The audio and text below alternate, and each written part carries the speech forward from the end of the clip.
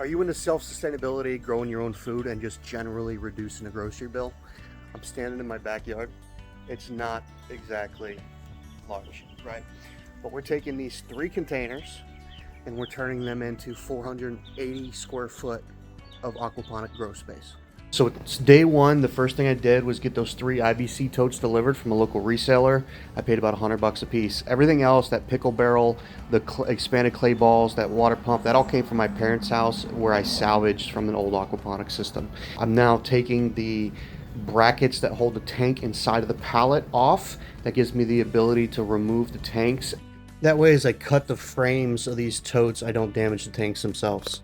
Then using my angle grinder, I'm able to cut through the framing of these cages very quickly. You could use a number of things for this: a hacksaw, a reciprocating saw, hell, even a torch if you really wanted to. But this makes it nice and easy for me, and it's what I have on hand.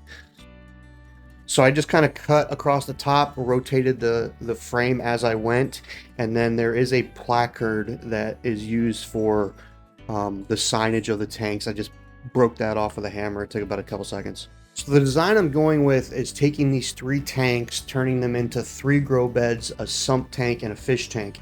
Now I'm taking the tops of these as my grow beds. However, I don't want to take the top of the fish tank. I want to leave it as it is. So I took a section out of one of the other cages that I cut down. That's why these pipes are stubbed up a little bit. They don't match the rails because the intersections are a little bit thinner.